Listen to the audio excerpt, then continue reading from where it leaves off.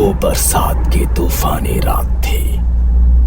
पूरी रात बादल ऐसे गरजे थे कि लगता था जैसे आज नदी पूरे गांव को लील लेगी। उसी बारिश के और तूफान के बाद अचानक भुवन के दरवाजे पर कोई गाड़ी रुकी और फिर दरवाजे पर जोरदार दस्तक होने लगती है। भुवन सकपकाकर दरवाजा खोलता है तो सामने एक शहरी बाबू को खड़े पाता है। भुवन आप ही हैं?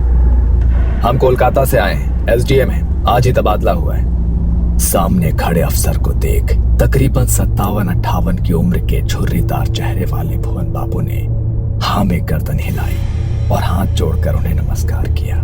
साहब, सरकारी चिट्ठी मिली थी लेकिन अभी तो बहुत रात हो गई है। अब बारिश का मौसम है, इस समय जाना शायद सही नहीं होगा। अब मैं अगर सवेरे चलूं तो? बाहर गाड़ी में परिवार साथ है, अभी इतनी रात में कहाँ जाएंगे हम लोग? आपके लिए सरकारी बंगला तैयार करा दिया है साहब, आज ठीक समझे तो रात यहीं पे बिताए, नहीं तो जैसा आप कहें। भुवन की बात सुनकर सामने खड़े अफसर के चेहरे पर असहमति के भाव दिखाई देने लगे। ठीक है, मैं आपको बंगला दिखा देता हूँ। इतना कहकर भुवन ने अपना पुराना ऐनक आंखों पर चढ़ाया और छाता लेकर घर से बाहर निकल आए। गाड़ी में बैठो, बाहर बहुत तेज बरसात है। साहब, नदी के रास्ते से जाना होगा, आप ड्राइवर से कहें कि नदी के सहारे आगे बढ़े, दाएं हाथ पर ही बंगला है। मैं गांव के कच्चे रास्ते से आता हूँ, इधर से गाड़ी नहीं पहुँच पाएगी। भुवन की बात सुनकर अफसर ने हैरानी भरी नजरों से उसे देखा और ड्राइवर को गाड़ी आगे बढ़ाने के लिए कह दिया।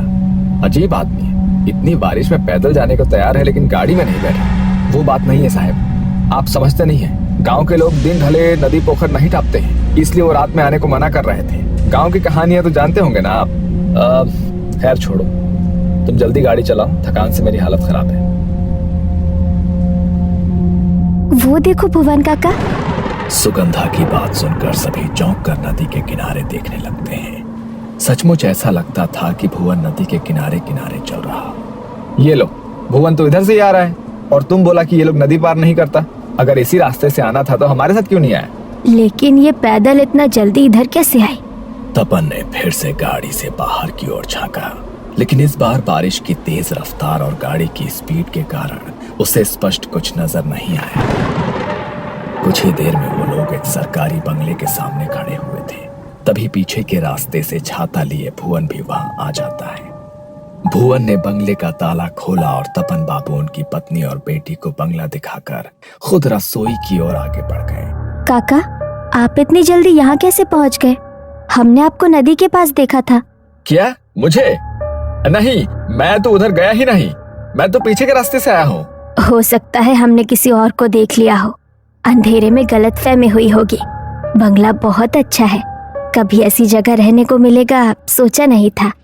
गांव से दूर एकांत में नदी के किनारे ऐसा लगता है किसी और ही दुनिया में आ गए। मंदाकिनी, सुगंधा, इंद्राणी और तपन को बंगला काफी अच्छा लगा था, लेकिन भुवन किसी और ही सोच में गुम था। उसे समझ नहीं आ रहा था कि आखिर इतनी रात को खराब मौसम में इन लोगों ने किसे नदी किनारे देखा होगा। अब मैंने चाय बना दी है, आप लोग पी लीजिए। मैं बाहर सर्वेंट क्वार्टर में हूँ, कुछ परेशानी होगा तो बुला लीजिएगा। और हाँ, एक बात और, बंगले से नदी का किनारा सुंदर जरूर दिखता है, लेकिन आप उधर ना देखें तो बेहतर होगा। मतलब इतनी सुबह नजारा कोई क्यों नहीं देखना चाहेगा? कहने का मतलब है कि बारिश का मौसम है, गीली मिट्टी फिसलन के अलावा पानी भी बहुत है, तो आप उससे दूर रहे तो बेहतर होगा। भुवन अपने कमरे में आकर लेट गया था और लंबे सफर से थक कर आया तपन का परिवार अपने अपने कमरे में जाकर आराम करने लगा था। सुगंधा के कमरे की खिड़की से नदी का किनारा साफ दिखाई देता था। अपने कमरे में आकर वो नदी की ओर देखने लगती है। कितना सुंदर शांत नदी का किनारा है। इंद्राणी, इधर तो कितना मच्छी होगा ना। मैं कल जाकर मच्छी पकड़ कर लाऊंगी और ताज़ा ताज़ा मच्छी भात बनवा कर खाऊंगी माँ से। लेकिन वो काका बोले थे नदी किनारे जाना सही नहीं है। तपन बाबू पत्नी के साथ कमरे में सोने चले गए थे और इधर दोनों बहनें अपने अपने कमरे में आराम करने के लिए आ गई थी। छोटी इंद्राणी तो बिस्तर पर लेटते ही सो गई थी, लेकिन सुगंधा न जाने क्यों देर रात तक अपने कमरे की खिड़की से बाहर नदी के पानी में गिर रही रिमझिम बूंदों को देखती रही। अगली सुबह सुबह नदी की तरफ कोई गया था क्या? हमारी हवेली के दरवाजे से नदी की तरफ मिट्टी पर पैरों के निशान बने हैं। सुगंधा, इंद्राणी, तुम लोग रात में उधर गई थी क्या? अब परिवार के सभी लोग तो घर में ही हैं। अब फिर इतनी सवेरे नदी पर कौन जाएगा? बच्चे तो अभी सोकर ही उठे हैं। अब कैसी बात करती हो? भुवन बाहर जाकर उन कदमों के निशानों को देखता है जो वाकई नदी के किनारे से हवेली के दरवाजे तक दिखाई दे रहे थे। ये किसी इंसान के नदी की ओर जाने के नहीं, बल्कि नदी से हवेली तक जाने का निशान है। क्या? ये कैसे हो सकता है?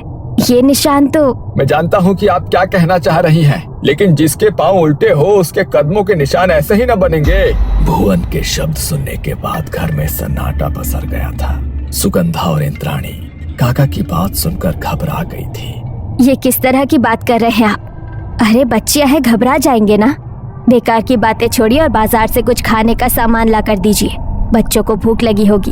मंदाकिनी की बात सुनकर भुवन काका चुपचाप बाजार की ओर निकल जाते हैं। अगले 1-2 दिन ऐसे ही बीत गए थे।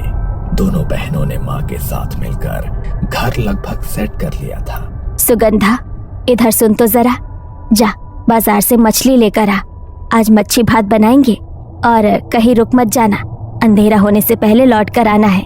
ठीक है माँ, मैं जाती हूँ। 16 साल की सुगंधा घर से निकली तो उसे नदी के किनारे एक लड़की दिखाई दी जो हाथ के इशारे से उसे बुला रही थी। तुम भी यहीं रहती हो क्या? सुगंधा की बात सुनकर दूसरी लड़की ने रहस्यमयी सी मुस्कान के साथ उसे ऊपर से नीचे तक देखा और हाँ में गर्दन हिला दी। बड़ी बड़ी काजल से सजी आंखें, मोटी चोटी, मनमोहक सा खूबसूरत चेहरा जिस पर से सुगंधा की नजर नहीं हट रही थी। कल मिलोगी, साथ में खेलेंगे। अभी मुझे बाजार जाना है मच्छी लेने, नहीं तो माँ नाराज होगी। की मच्छी? हमें माछ खेते चाहिए, मुझे मच्छी दोगी? अचानक ही सुगंधा के कानों में इंद्राणी की आवाज टकराती है। सुगंधा, ए सुगंधा, उधर क्या कर रही है? जल्दी यहाँ आ, मैं इस लड़की से बात कर रही थी। तुम्हारा नाम की? सुगंधा ने जैसे ही उस लड़की की ओर गर्दन घुमाई तो देखा कि अभी वहां कोई भी नहीं था। सुगंधा को कुछ समझ नहीं आ रहा था कि अचानक वो सुंदर सी लड़की कहाँ चली गई। हैरान होकर वो इंद्राणी के पास आती है। उधर अकेले क्या कर रही थी? माँ ने तुझे बाजार जाने को बोला ना? हाँ, लेकिन मैंने अभी एक लड़की को देखा, वो मुझसे बातें कर रही थी, फिर अचानक पता नहीं कहाँ गायब हो गई। बहुत सुंदर थी, कह रही थी यही रहती है। बातें मत बना, कोई नहीं था वहाँ, अकेले में पता नहीं क्या बड़बड़ा रही थी उधर। अच्छा सुन, माँ ने बोला है आते हुए कुछ मीठा भी लेते आना, और हाँ थोड़ा जल्दी जाओ। सुगंधा जल्दी जल्दी बाजार के लिए निकल गई थी, लेकिन बार बार उसके मन में उसी लड़की का ख्याल आ रहा था। बाजार से मच्छी और रसगुल्ला लेकर लौटने में उसे अंधेरा हो गया था। जैसे ही वो नदी के नजदीक पहुंचती है उसे नदी के पानी में तेज हलचल महसूस होने लगती है। सुगंधा चौंक कर इधर उधर देखती है, आसपास कोई नजर नहीं आता। अचानक उसे तेज सड़न जैसी महक महसूस होती है, जैसे सड़ी हुई मछली किसी ने उसके सामने रख दी हो। सुगंधा ने अपनी चाल तेज कर दी थी, तभी उसे अपने साथ साथ किसी परछाई के चलने का एहसास होता है। सुगंधा चौंक कर पीछे मुड़ती है, लेकिन वहां कोई नजर नहीं आ रहा था। अचानक ही पेड़ से एक डाली टूटकर उसके सामने आकर गिर पड़ती है। तभी सुगंधा के कानों में एक आवाज गूंजती है, आमा के माछ दाओ। वो आवाज सुनकर सुगंधा के रोंगटे खड़े हो गए थे। उसने हाथ में पकड़ा सामान और तेज जकड़ा और अपनी चाल और भी तेज कर दी। कुछ पलों के बाद गुस्से से भरी हुई आवाज फिर से उसके कानों में सुनाई दी, तुम्हें आमा के माछ देबे ना? डर से उसका दिमाग सुन्न पड़ गया था। सुगंधा को होश ही नहीं था वो कब और कैसे वहां से दौड़कर अपने घर के दरवाजे तक पहुंच गई थी। दरवाजे को जोर जोर से पीटने पर जैसे ही इंद्राणी ने दरवाजा खोला वो वहीं गिर पड़ी। किसी तरह उसे कमरे तक ले जाया गया, जहां उसने अपनी सारी आप बीती सुना दी। ये सब उस भुवन की वजह से हो रहा है, उसने ही डर बैठा दिया है दिमाग में।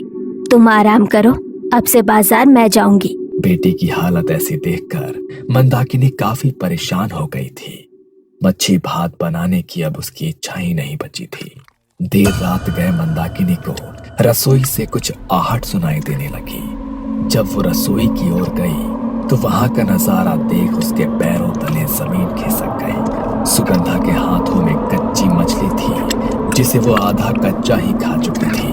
उसके कपड़ों और मुंह पर खून लगा था और वो इस समय किसी राक्षस जैसी डरावनी नजर आ रही थी। सुगंधा, ये क्या कर रही हो तुम? क्या हुआ है तुझे? भूख लगी थी, इसने मुझे मच्छी खिलाई। अब मैं इसके साथ रहूंगी। हेलो दोस्तों, तो मेरे चैनल को सब्सक्राइब करना मत भूलना। ऐसी मूवी देखने के लिए, मूवी या फिर कार्टून वीडियो सब्सक्राइब कर लेना मेरे चैनल को। ऐसी न्यू ट्रेंडिंग मूवी देखने के लिए या फिर कार्टून की वीडियो मैं दोनों डालता हूँ, आप सब्सक्राइब कर लेना। कैसी लगी आपको वीडियो हमें कमेंट करके ज़रूर बताना।